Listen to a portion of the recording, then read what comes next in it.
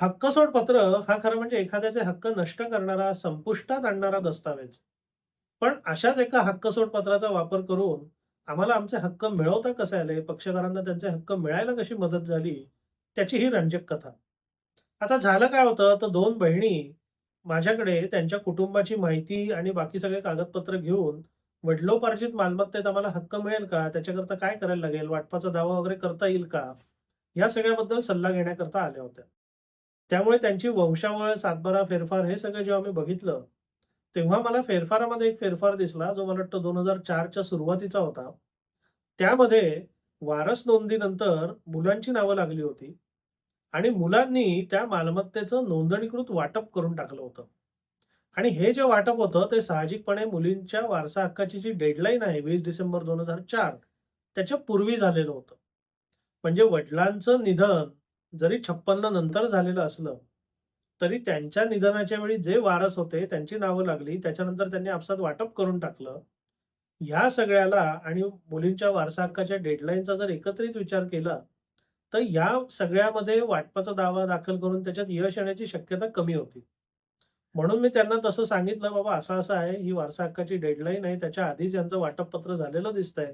बरं ते सुद्धा नोंदणीकृत आहे. त्याचा फेरफार झालाय, सातबारा झालाय. तर याच्यात आपल्याला काही करता येण्याची शक्यता कमी आहे." त्यांनी त्या थोड्याशा नाराज झाल्या, पण तरी त्या म्हणाल्या, की "काहीतरी मार्ग असेल, काहीतरी कराच, काहीतरी आपण करूच या." मग मी म्हटलं, "आपण एक काम करूया." तर त्यांनी जे वाटणी पत्र केलंय, त्याच्यात जर काही त्यांनी चुका करून ठेवल्या असतील, आपली नावं-बिवं घातली असतील, तर मग एखाद वेळ आपल्याला त्याच्यात चंचू प्रवेश करता येईल. मग तुम्ही काय करा 2004 आणि 2005 या 2 वर्षांचा किंवा 2006 सुद्धा एक सर्च रिपोर्ट काढा आणि त्यामध्ये काय-काय दिसतंय ते एकदा मला पाठवा. त्याप्रमाणे त्यांनी तो सर्च रिपोर्ट घेतला. 4, 5, 6, 7 सालापर्यंतचा त्यांनी सर्च रिपोर्ट काढला होता. आणि 4च्या सर्च रिपोर्टमध्ये ते वाटपपत्र होतं, 5 मध्ये काही नव्हतं. परत 6च्या सुरुवातीला एक हक्कसोड पत्र मला दिसलं. म्हणजे याच 4 भावांनी 2 महिलांकडनं हक्कसोड पत्र करून घेतलं होतं. त्याचा इंडेक्स आणि इंडेक्सची माहिती त्याच्यात होती. तेव्हा मी त्यांना म्हटलं, की आता हे जे वाटप पत्र आहे आणि हे जे हक्कसोड पत्र दिसतंय ना, या दोन्हीच्या प्रती काढा आणि त्या प्रती घेऊन एकदा माझ्याकडे या, मग आपण बघूया काय करता येतंय. तर त्याप्रमाणे त्यांनी ते वाटप पत्र आणि ते जे हक्कसोड पत्र होतं, त्या दोन्हीची सर्टिफाय साक्षांकित कॉपी काढली आणि माझ्याकडे घेऊन आले. वारसा हक्काच्या डेडलाईन पूर्वीचं जे हक्कसोड पत्र होतं, ते तर चोख होतं. त्याच्यात काही चूक नव्हती. वंशावळ सगळ्यांची दाखवली नव्हती किंवा आमच्या मुलींना पण हक्क आहे किंवा याला वारस मुली म्हणून होत्या, असं काही त्याच्यात दोष नव्हता, जेणेकरून आम्हाला त्याच्यात चंचू प्रवेश करता येईल. त्यामुळे एका अर्थी ते वाटप पत्र जे होतं, ते चोख बनवलं होतं.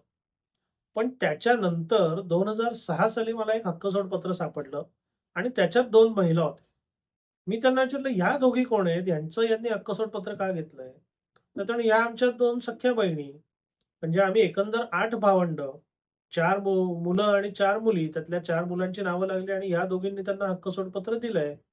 बरं ह्याच्यात जरी ते विनामोबदला दिसत असलं, तरी ते प्रत्यक्षात विनामोबदला झालेलं नाहीये. त्याचे त्यांना पैसे मिळालेले आहेत.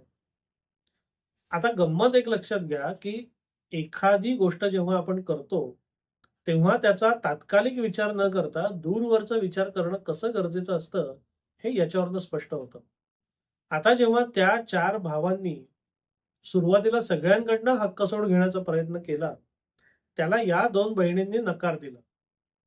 आणि हे सगळं झालं कधी? तर 9 सप्टेंबर 2005 नंतर जेव्हा तो मुलींना हक्क देणारा कायदा अस्तित्वात आला, त्याच्यानंतर यांना कोणीतरी अक्कल दिली असणार किंवा हुशारी शिकवलेली असणार किंवा मुलींना पण हक्क दिलाय, तर बहिणींना विचारून टाका आणि ते हक्कसोड पत्र करून टाका, उगीच भानगड नको. मग त्यांनी काय केलं, की त्या 4 बहिणींना एक प्रस्ताव पाठवला, की हक्कसोड पत्र करून टाका. या 2 बहिणी तयार झाल्या नाही. उरलेल्या 2 बहिणी तयार झाल्या आणि त्यांचं 2006 मध्ये विनामोबदला हक्कसोड पत्र झालं. आता याच्यात गंमत अशी झाली, की जेव्हा सख्खी भावंड असतात आणि सख्ख्या 4 बहिणींपैकी जेव्हा 2 बहिणींकडनं तुम्ही हक्कसोड पत्र करून घेता, तेव्हा तुम्ही त्यांचा हक्क प्रत्यक्ष काय अप्रत्यक्षपणे मान्यच करता ना हो. कारण ज्याला हक्कच नाहीये, त्याच्याकडनं हक्कसोड पत्र घेण्याचा प्रश्नच उद्भवत नाही. मग त्यांच्याकडनं ज्या अर्थी तुम्ही हक्कसोड पत्र घेताय, त्या अर्थी त्या 2 बहिणींना हक्क आहे, हे तुम्ही स्वतः मान्य केलेलं आहे. आणि त्या 2 बहिणींना जर हक्क आहे, हे तुम्ही मान्य केलेलं आहे, तर उरलेल्या 2 सख्ख्या बहिणींना हक्क नाही. हे बोलायला तुमच्याकडे जागाच उरली नाही. मग हा जो दुवा मला सापडला, त्याने माझ्या आशा पल्लवित झाल्या. मी पक्षकारांना सांगितलं, की ह्याचा आपल्याला चांगल्यापैकी उपयोग करून घेता येईल. आपण सुरुवात असं करूया, की सुरुवात एक कायदेशीर नोटीस पाठवूया आणि पुढे बघूया काय होतंय. तर त्याप्रमाणे आम्ही कायदेशीर नोटीस पाठवली. तर ती कायदेशीर नोटीस पाठवल्यावर त्यांचं प्रत्युत्तर आलं. त्यांनी साहजिकपणे सगळं नाकारलं. कारण आमचं म्हणणं फक्त एवढंच होतं, की 2 बहिणींचा हक्क तुम्ही ज्या अर्थी मान्य केला आहे, त्या अर्थी उरलेल्या 2 बहिणींचा हक्क तुम्हाला मान्य करायलाच लागेल. त्याच्यापासून मागे यायची काही तुमच्याकडे संधी नाही. तो नोटीस रिप्लाय माझ्याकडे आला. पक्षकारांना मी तो पाठवला. त्याच्यानंतर आठवड्याभराने त्या भावांच्या वकिलांचा, म्हणजे ज्याने तो नोटीस रिप्लाय पाठवला होता, त्यांचा मला फोन आला, की "अहो असं-असं आहे, तर आम्ही तर हक्क सोडपत्र करून घेतलंय." म्हटलं, "तिथेच तुम्ही तुमची गल्लत झाली आहे ना, की हक्क सोडपत्र तुम्ही करून घेतलत म्हणजेच त्याचा हक्क तुम्ही मान्य केलात. मग आता त्या 2 बहिणींना जर हक्क असेल, तर माझा हक्क मी न्यायालयात जाऊन भांडून घेऊच शकतो." बरं मला सिद्ध काही करायचंच नाहीये, कारण ज्या गोष्टी तुम्ही स्वतः मान्य केलेल्या आहेत, त्या मला सिद्ध करायची गरजच नाही. ते अभिलेखाचं रेकॉर्डचा भाग आहे.